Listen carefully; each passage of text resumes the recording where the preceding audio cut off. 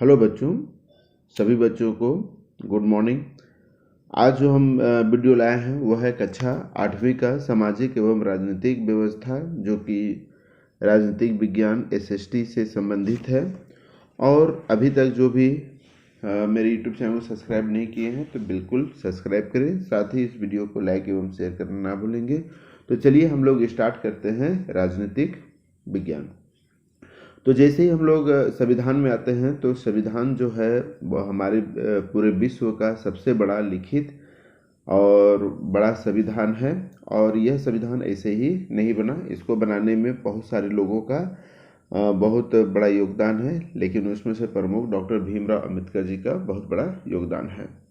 तो जब हम लोग भारतीय संविधान को देखते हैं तो उसमें आयाम की बात की गई है। आयाम में जो है पहला आता है संघवाद। संघवाद का मतलब हो गया देश में एक से ज़्यादा स्तर की सरकारें कार्य करती हैं, जैसे कि केंद्र हो गया, राज्य हो गया, स्थानीय सरकार हो गई। इसके बारे में संघवाद में बताया गया है। हमारा जो देश का शासन पद्धति होगा वह है संसदीय।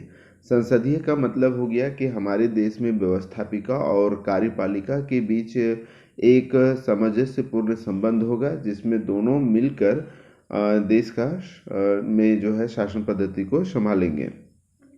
यहाँ पर हम लोग देखेंगे केंद्र स्तर पर कार्यपालिका का संवैधानिक अध्यक्ष जो होता है वो राष्ट्रपति होता है। अगर परीक्षा में पूछ देगा कि केंद्र स्तर पर कार्यपालिका का संवैधानिक अध्यक्ष कौन होता है, तो वो होता है राष्ट्रपति। लेकिन उनके वास्तविक शक्ति जो होता है मंत्रिपरिषद के हाथ में होता है। अब बोलेंगे मंत्रिपरिषद क्या है, तो मंत्रिपरिषद का अध्यक्ष प्रधानमंत्री होता है, जो कि लोकसभा के बहुमत दल का जो नेता होता है उसे प्रधानमंत्री नियुक्त किया जाता है। और प्रधानमंत्री ही जो है राष्ट्रपति के आदेश से देश का शासन चलाता है। अब यहाँ पर हम लोग देखेंगे कि स्वतंत्र एवं निष्पक्ष न्यायपालिका, हमारे यहाँ स्वतंत्र एवं निष्पक्ष न्यायपालिका है जो व्यवस्थापिका और कार्यपालिका को देखती है। इसके बाद जो है हमारा मौलिक अधिकार है जो आयाम में है। और हम लोग सभी जानते हैं कि मौलिक अधिकार जो है वो 6 है, जिसमें से एक पहले 7 था, लेकिन संपत्ति का अधिकार है जो 1978 में 44वें संविधान संशोधन के द्वारा संपत्ति के अधिकार को हटा दिया गया। अब अगर कहा जाए कि हमारा जो मौलिक अधिकार है वो कहाँ पर जिक्र है, तो संविधान के भाग 3 में अनुच्छेद 12 से 30 एवं 32 से 35 में मौलिक अधिकारों का वर्णन है। परीक्षा में अगर आ जाता है कि मौलिक अधिकारों का वर्णन कहाँ पर है, तो आपको याद रखना है अनुच्छेद 12 से 30 और 32 से 35। तो थोड़ा हम लोग देख लेते हैं कि मौलिक अधिकार 6 है तो कौन कौन है। समानता का अधिकार, स्वतंत्रता का अधिकार, शोषण के विरुद्ध अधिकार, धार्मिक स्वतंत्रता का अधिकार, सांस्कृतिक एवं शैक्षणिक अधिकार, और सबसे लास्ट में है संवैधानिक उपचार का अधिकार। जब हमें अधिकार मिला है तो हमारे मौलिक कर्तव्य भी हैं, जो कि मौलिक कर्तव्य अभी 11 हैं। याद रखना है कि शिक्षा अधिकार विधेयक जो है वो संसद में अगर पूछा जाए कि शिक्षा अधिकार विधेयक जो है वो कब लागू किया गया था और कब मंजूरी हुई थी, तो 4 अगस्त 2009 को मंजूरी दी गई थी संसद में, और इसे पूरे देश में 1 अप्रैल 2010 को लागू किया गया था, जिसे हम लोग RET एक्ट कहा जाता है, राइट टू एजुकेशन एक्ट। शिक्षा का अधिकार अधिनियम 1 अप्रैल 2010 को लागू किया गया था, जिसमें 6 से 14 साल के बच्चों को निःशुल्क अनिवार्य और निःशुल्क शिक्षा देना है। और इसमें मौलिक कर्तव्य अभी जो है वो 11 है। अगर कहा जाए कि वर्तमान में हमारे संविधान में मौलिक कर्तव्य कितना है, तो वह है 11।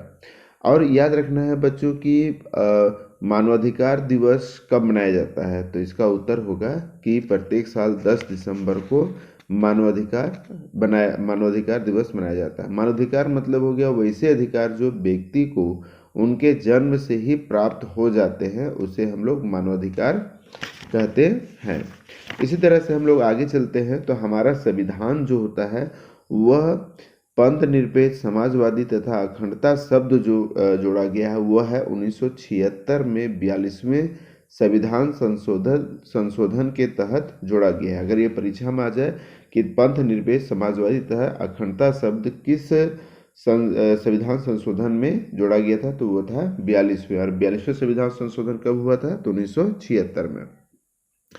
और अगर परीक्षा में आ जाए कि भारत का संविधान कब लागू किया गया, तो भारत का संविधान जो है 26 जनवरी 1950 को लागू किया गया था। और उसी दिन जब ये लागू हुआ हमारा संविधान, तो उसी दिन भारत एक संप्रभु राष्ट्र बना।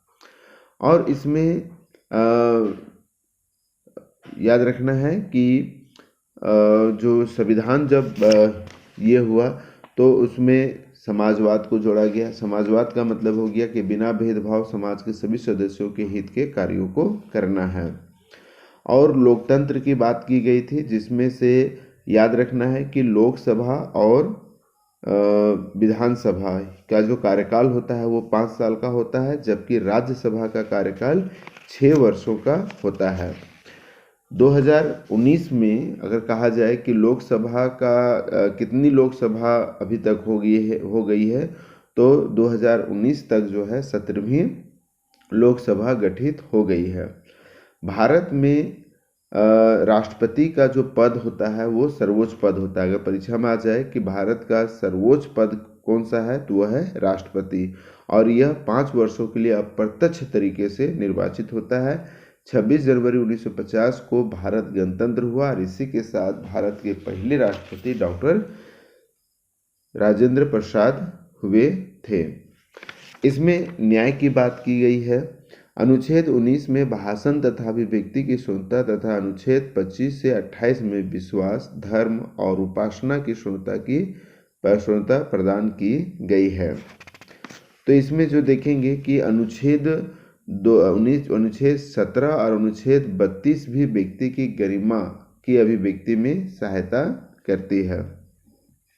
अगर ये परीक्षा में आ जाए कि राष्ट्रीय एकता दिवस कब मनाया जाता है, तो राष्ट्रीय एकता दिवस 31 अक्टूबर को मनाया जाता है। अगर ये पूछ देगा भाई 31 अक्टूबर क्यों, क्योंकि 31 अक्टूबर को 560 देशी रियासतों को एकीकरण करने वाले महत्वपूर्ण व्यक्ति सरदार वल्लभ भाई पटेल का जो है वो जन्म दिन था 31 अक्टूबर को, इसलिए राष्ट्र एकता दिवस के रूप में 31 अक्टूबर को मनाया जाता है।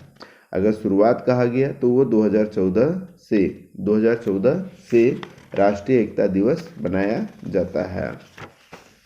आगे आते हैं हम लोग संसदीय शासन व्यवस्था में।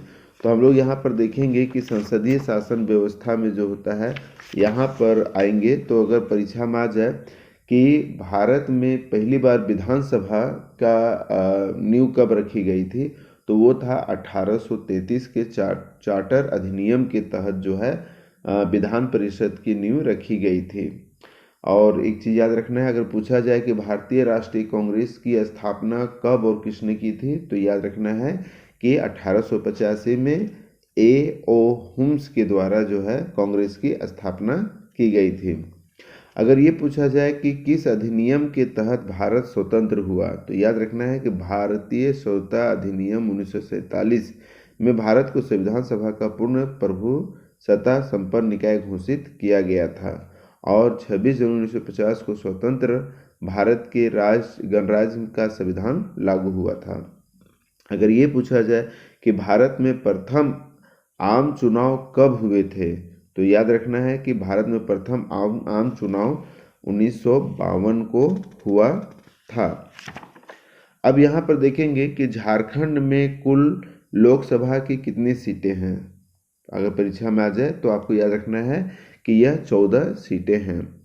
और राज्यसभा की अधिकतम सीटें भारत में कितनी हैं, तो संविधान के अनुसार राज्यसभा में अधिकतम 250 सदस्य हो सकते हैं राज्यसभा के, और जिसमें से 238 निर्वाचित होते हैं और 12 राष्ट्रपति के द्वारा मनोनीत किए जाते हैं। अगर लोकसभा की बात करें तो मूल संविधान में लोकसभा के सदस्यों की अधिकतम संख्या 552 है और लोकसभा में कुल 543 निर्वाचित सदस्य हैं एवं राष्ट्रपति द्वारा मनोनीत 2 सदस्य होते हैं जो कि अभी वर्तमान में हैं।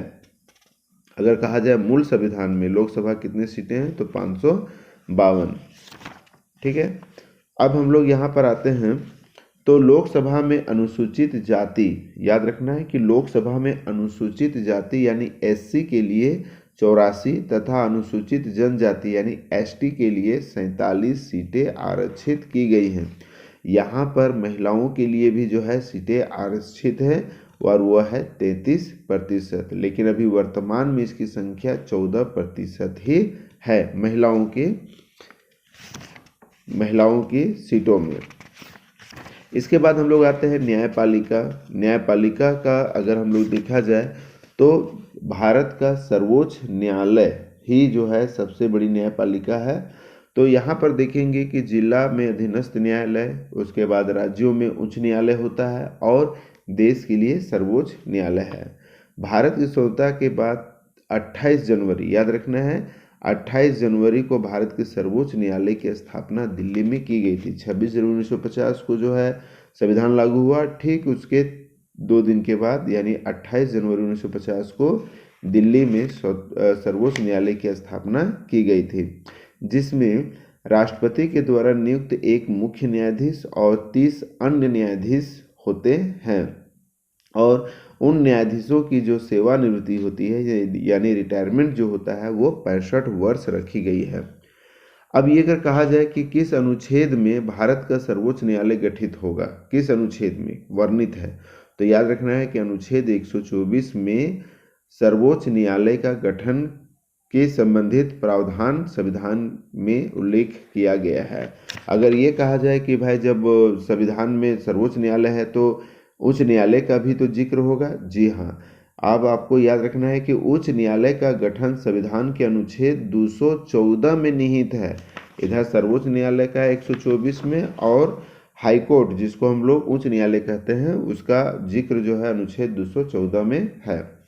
अगर ये कहा जाए कि अभी तक देश में कितने हाई कोर्ट हैं तो वह है 24, और जब 24 है तो याद रखना है कि 1862 में कलकत्ता जो था, अभी जो कोलकाता है वो हाई कोर्ट जो था वो सबसे पुराना न्यायालय है, यानी भारत का सबसे पुराना न्यायालय जो है वो कलकत्ता है और जो 1862 में स्थापित हुआ था। अगर ये कहा जाए कि झारखंड उच्च न्यायालय देश का कईवां स्थान रखता है तो वह है 21वां, और झारखंड उच्च न्यायालय की स्थापना 15 नवंबर यानी झारखंड के स्थापना दिवस के अवसर पर ही उसी दिन झारखंड उच्च न्यायालय का भी स्थापना की गई थी जो 15 नवंबर 2000 था, और उस समय जो है मुख्य न्यायाधीश जो थे वो विनोद कुमार गुप्ता थे। झारखंड के प्रथम मुख्य न्यायाधीश विनोद कुमार गुप्ता हैं। तो इस तरह से हम लोग आगे बढ़ते हैं। तो यहाँ पर देखेंगे कि न्यायालय ने 1980 के दशक में जनहित याचिका यानी PIL की व्यवस्था की थी। अगर आपको परीक्षा में पूछ दिया जाए कि PIL की व्यवस्था किस दशक में की गई थी तो 1980 के दशक में किया गया था। अब ये कहा जाए कि भोजन का अधिकार जो कि हम लोग को MDM मिलता है तो वह कब से किस अनुच्छेद के तहत मिलता है तो वह अनुच्छेद 21 है। अनुच्छेद 21 के तहत जो है हमें मिलता है और केंद्र के द्वारा पारित खाद्य सुरक्षा अधिनियम 2013 के लिए एक ठोस कदम है। अब इसके बाद हम लोग आगे आते हैं सामाजिक न्याय में। तो भारत के संविधान के अनुच्छेद 17 के अनुसार अस्पृश्यता का उन्मूलन हुआ था। अगर परीक्षा में आ जाए अस्पृश्यता का उन्मूलन किस अनुच्छेद के तहत हुआ था तो याद रखना है अनुच्छेद 17 के तहत अस्पृश्यता को जो है वह उन्मूलन किया गया था। भारत में लगभग जो है 500 से ज़्यादा आदिवासी समूह है, और अगर ये परीक्षा में पूछा जाए कि झारखंड में कितनी अनुसूचित जनजाति है तो याद रखना है 32। ठीक है, और भारत की लगभग 8% आबादी जो है अनुसूचित जनजाति के है। पूरे भारत में लगभग 8% और झारखंड में 26% आबादी जो है वह अनुसूचित जनजाति का है। अब इसके बाद हम लोग आते हैं तो यहाँ पर याद रखना है कि भारत में कुल 54 राष्ट्रीय पार्क है और 372 वन्य जीव अभयारण्य हैं। इसके बाद हम लोग आगे आते हैं, तो यहाँ पर हम लोग देखेंगे ये आपका आर्थिक क्षेत्र में सरकार की भूमिका। तो यहाँ पर याद रखना है कि एक कदम स्वच्छता की ओर यानी स्वच्छ भारत का जो स्टार्टिंग हुआ था वो महात्मा गांधी के जन्म दिवस 2 अक्टूबर को प्रत्येक वर्ष बनाया जाता है, जो कि 2 अक्टूबर 2014 को आरंभ हुआ था। अगर ये कह दिया जाए कि स्वच्छ भारत मिशन कब लागू किया गया था, तो 2 अक्टूबर 2014 को। और इसमें हम लोग और सारा चीज़ देख सकते हैं, जिसमें एक आपका जो है महत्वपूर्ण प्रश्न आता है, वो है कि इंदिरा आवास योजना की शुरुआत कब की गई थी, तो वो था 1985 को। और उसी के तहत सबके लिए आवास का जो केंद्र सरकार की योजना थी, वो उसकी शुरुआत 2014 में की गई थी। एक और योजना थी जिसमें से भीमराव अंबेडकर आवास योजना का शुभारंभ कब किया गया था, तो वो था 15 अप्रैल 2016 को, जब डॉक्टर भीमराव अंबेडकर की 125वीं जयंती थी, तो उस अवसर पर जो है यह योजना लागू की गई थी। अटल पेंशन योजना कब लागू की गई थी, 2015 में। प्रधानमंत्री सुरक्षा बीमा योजना 2015 में। सुकन्या समृद्धि योजना 2014 में। ये कुछ योजना थी जिसके बारे में हम लोग अभी चर्चा किए। अब यहाँ पर याद रखना है कि अगर आपसे पूछ दे कि लड़के का उम्र 21 वर्ष, विवाह के लिए लड़के का उम्र 21 वर्ष और लड़कियों का उम्र 18 वर्ष किस अधिनियम के तहत किया गया था, तो वो था बाल विवाह अधिनियम 2006। इसके तहत जो है उम्र का ये किया गया था, लड़कों का 21 वर्ष, लड़कियों का 18 वर्ष। मानव तस्करी को रोकने के लिए अनैतिक व्यापार निवारण अधिनियम 1956 के तहत सभी प्रकार के मानव तस्करी को अपराध की श्रेणी में रखा गया है। तो इस तरह से हम लोग देखते हैं कि संविधान के अनुच्छेद 24 के अनुसार 14 वर्ष से कम उम्र के बच्चों को बाल मजदूरी कराना दंडनीय अपराध है। और अनुच्छेद 21 के तहत 6 से लेकर 14 तक के जो वर्ष के बच्चे होते हैं उसके लिए मुफ्त शिक्षा एवं आधारभूत संरचना एवं संसाधन उपलब्ध कराएगा। और 1986 में भारत सरकार के द्वारा बाल श्रम को रोकने के लिए एक कानून बनाया गया था, जिसे कानून बाल श्रम अधिनियम 1986 के नाम से जाना जाता है। तो इस तरह से हम लोग देखते हैं कि जो आपका परीक्षा है उसके तहत जो है ये महत्वपूर्ण आपके पास सवाल हमने रखने का प्रयास किया है, और आशा करते हैं कि आपको बहुत कम समय में जो है राजनीतिक विज्ञान जो है आपको सुविधा होगी। तो चलिए फिर मिलते हैं नए वीडियो के साथ। तब तक के लिए सभी बच्चों को बहुत बहुत शुभकामनाएं और बहुत बहुत धन्यवाद।